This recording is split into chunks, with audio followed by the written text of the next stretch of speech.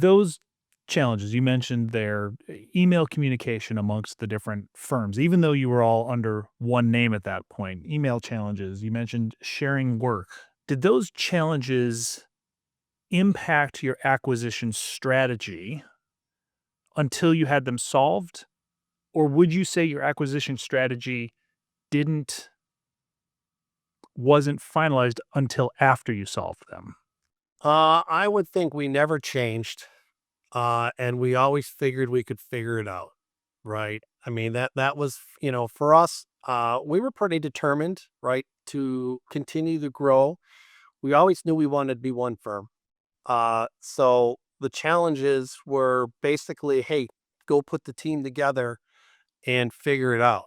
And that's what we did, right? I mean, and using talking with our partners, getting advice from our partners, right? If it's, Rightworks, there's other partners that we've had that have helped us. But I don't think we ever wavered to what we were trying to do, right? Because I think it's a race right now. I mean, with private equity, it's a race to how many firms you can acquire and how fast. So you can't sit back and think, maybe I shouldn't do this. Now there's certain things you can, but when it comes to this area, my area, it's all hands on deck going crazy. So it doesn't matter. And we've acquired firms that, have had none of the tech deck was anything like we had, and we had to convert everything. And we've had, like for us, when we did our conversion, we only had two programs that had to convert. So, I mean, so it's never changed, never wavered, right? We've always said, hey, we want to find firms who are similar to us, mission, vision, values, right? Same to our core, and the rest of the stuff, we'll work it out.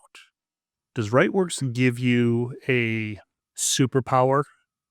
You mentioned how fast private equity has changed the industry and how it's now a race. Does Rightworks give you an advantage in that race?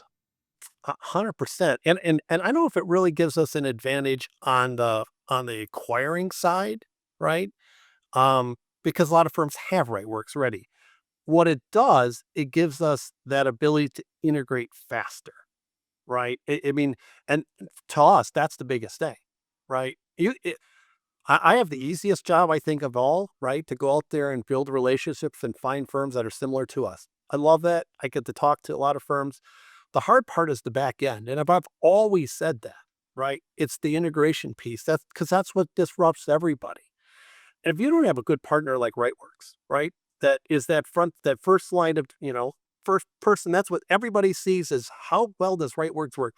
From that, they understand, is this going to be a good thing or bad thing? Right? So if you guys perform at the level you guys do, it makes our life so much easier because they're going to come in and feel, hey, these guys got their what together, right? And this is going to go good. So even though it's going to be a big uphill climb, right? No one likes integration. Trust me. I just talked to one of my partners in another office and they just got through and yeah, not a lot of choice words I got. But one of the things he said is that not only, but we've done a good job of like Sorren has of understanding, hey, here are all the challenges and adjusting to that, but then also working with our partners, right? And fixing those challenges and making improvements, right? And one of the things I think has happened and we do this, the integration team does a great job. They're like 30 people, right? All across our organization, but they do a great job of communicating. And I will say one thing that my director told me, he says Rightworks does a fantastic job of communicating with the firms and supporting the firms as they go through an integration. Are there any challenges or situations that came up during an acquisition where Rightworks helped you solve it and that allowed you to add that solution into the roadmap for a future integration in case that problem came up? Uh, I'm going to say this. I know of like a couple instances, again, not on the integration team. There's probably tons, right? But, I can think of a couple of one, the fact that so many of our firms they had a lot of local vendors, right? That were managing their IT and the complexity that we had with trying to get those local vendors to start the integration process was nerve wracking, right? And without, And then it was more so, you know what, we just got to like pull the band-aid, get rid of them and get Rightworks in right away in order to make this process better, right? Because you've had Rightworks has the experience to be able to do this right efficiently and effectively, right? Versus again, a local IT guy that has no clue. A lot of them don't know our industry very well, right? You guys know our industry, know all the programs, you know all the play with all the parties that are involved, right? All the software companies, and that's really important, right? Because integration is just not Rightworks, right? It's CCH, it's all these other different platforms that you have to coordinate, right? And it takes a team to do that. And if that team doesn't know, if one partner doesn't know, everything is going to get a whole lot slower. So that I know it's been a challenge is getting through those people that those IT providers that just w- didn't have the knowledge, right?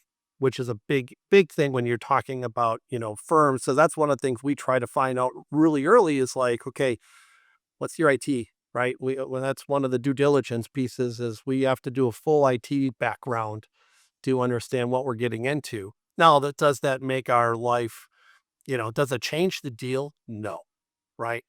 But it allows our integration team to adjust accordingly so that it's a much smoother, transition for that firm. I mean, you just don't want to bring somebody in and just it messes up their firm for months, right? You can't lose them right away. You got to keep them involved. What's a realistic timeline for you guys right now, um, when you go into an acquisition? So I would say, to get someone interested right now, because I can talk on the front end and the back end, right? It's, you're probably talking a 6 to 12 month courting period. It's like dating, right? That's why I call it accounting dating, which is kind of unique. You know, uh, due diligence, legal, 3 months, right? That's a good time. Uh, During that 3 months, the integration, people start at the back end. So you're probably talking a 12th month. And there's a reason why, right? Because we can't day one, we're not integrating people, right? And that's the hard part that people don't understand is like you just don't come in day one and all of a sudden start, hey, I'm going to get integrated because might have people before you. You have to work with your software vendors, right? And everything. So you got to have partners like Rightworks that you can actually have them work in our system without really working in our system.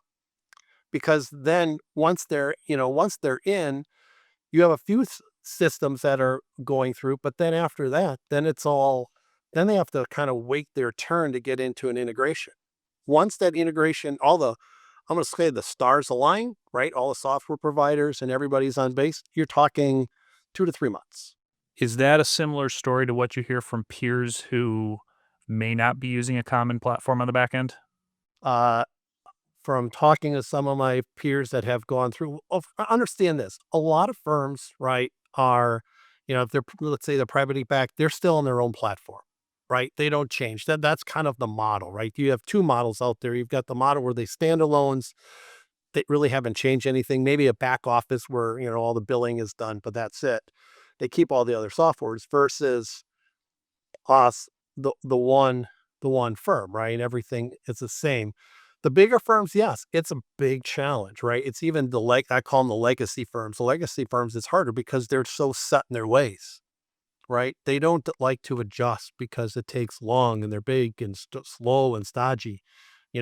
For us, it's hey, if we have a problem, we're going to adjust pretty quickly because we have to, because otherwise it's like cordwood. You got to keep putting that cordwood on, right? Because otherwise it backs up. You're going to have a bigger problem, right? So you got to move through and you got to be able to change and adjust as you go. You mentioned day one is not people integration. There's a lot that needs to go on. Integration is so much more than just IT. It's so much more than the back end. And you can have firms that have the same mission, vision, and values, and yet completely different cultures within the firm. How do you lead change across firms with different cultures? It's a great question. We've got 19 of them right now where we're starting through, right? So Think of it, as I always tell firms, and I get this question all the time. It's a great question. Think of it as an umbrella, right? Everybody falls under the same umbrella, right? We all believe in the same thing. That's the start, right? Now, for us, we kind of look at it as every office has their own flavor, right? Their own personality. For us, we want to keep that, right? It's important for us, right? And firms should do that because offices, if you go too far away from that personality, you're going to lose people, right? You're going to lose that is what made that office or made that firm, right? So you have to be really kind of true to that, but you still can have the same umbrella. The big key I look on it is this: you have to have leaders that are good communicators, right? They have to be active. They have to be passionate to what they're doing, right? Because if you do that, the people will follow, right? Now, it takes a little time, but you have to over communicate and you have to lead. And I think those are the two things for any culture, any process change, anything that ever happened. Those are the two things you have to have. So if you're talking to a firm and the firm leader says to you, Jason, you've been through this. What can I do to make the integration experience better? What are a couple pieces of advice that you would give to that firm leader? I would say to this, Derek, number one, just do it. You know, I'm going to call it use the old Nike thing, right? You just got to go forward. You can't wait, right? Because waiting is time, and your people will be frustrated longer. The two is you have to pick leaders and involve the leaders in that integration, right? It doesn't have to be partners. It can be managers, can be seniors, can be whatever, but they have to be able to be involved and they have to lead.